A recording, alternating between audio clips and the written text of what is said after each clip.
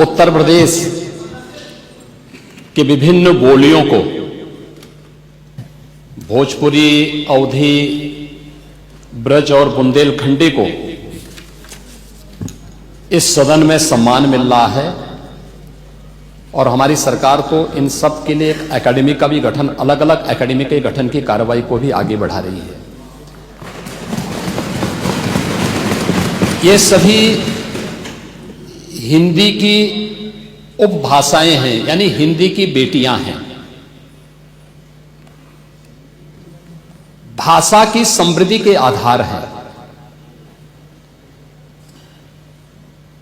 और हमें इसका स्वागत करना चाहिए। ये सदन साहित्यिक, केवल विशुद्ध साहित्यिक और व्याकरण से के विद्वानों की नहीं है, आम जन का प्रतिनिधित्व करने वाले माननीय सदस्य समाज के विभिन्न तबके से आए हैं। अंतिम पायदान पर बैठे हुए व्यक्ति की आवाज को भी इस सदन में मुखरता मिले, इसके लिए अगर किसी को हिंदी में वह धारा प्रवाह नहीं बोल सकता तो उसको भोजपुरी में भी अपनी बात को रखने का अधिकार मिलना चाहिए, अवधी में, ब्रज में या बुंदेलखंडी में उसको रखने का अधिकार मिलना चाहिए। ये कौन सी बात हो गई कि भोजपुरी में ना बोले, अवधी में ना बोले, इसका विरोध अंग्रेजी का, बुंदेलखंडी में ना बोले और उर्दू की आप वकालत कर रहे हैं। ये बड़ी विचित्र बात है। आप मुझे बताइए, मैं इसीलिए कहता हूं कि आप समाजवादियों का चरित्र ही इतना दोहरा हो चुका है, इतना दोहरा हो चुका है कि अपने बच्चों को भेजेंगे इंग्लिश पब्लिक स्कूल में और दूसरों के बच्चों को बोलेंगे कि एक गांव के उस विद्यालय में पढ़े जहां संसाधन भी नहीं है। ये दोहरा आचरण और जाकी रही भावना जैसी प्रभु मूर्ति देखी तिन तैसी, यह तो आचरण आप लोगों का है। इसीलिए आपने कल भी भोजपुरी का विरोध किया, अवधी का विरोध किया, बुंदेलखंडी का विरोध किया और आप लोग अपने दैनिक जागरण में, दैनिक जीवन में इस प्रकार के आचरण के आदी हो चुके हैं।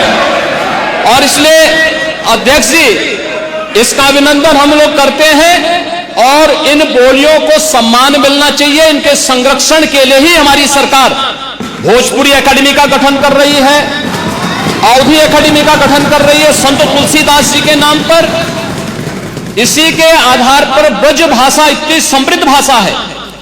सूरदास जी ने अपनी सभी रचनाएं उसी भाषा में दी हैं। संत तुलसीदास जी ने अपनी कालजयी रचना रामचरितमानस, जो इस सदन में ही नहीं, उत्तर भारत के अंदर और भारत से प्रवासी हुए जितने भी ऐसे लोग हैं जो मॉरिशस में या दुनिया के फिजी में या दुनिया के किसी देश में गए, उनके संकट काल में रामचरितमानस ही तुलसीदास जी का अवधी भाषा में रचा गया रामचरितमानस ही उनका सहारा बना था।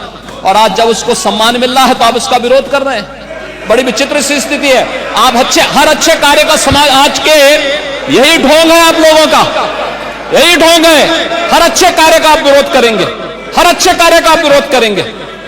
हर अच्छा कार्य जो प्रदेश के हित में है, देश के हित में है, आप उसका विरोध करेंगे।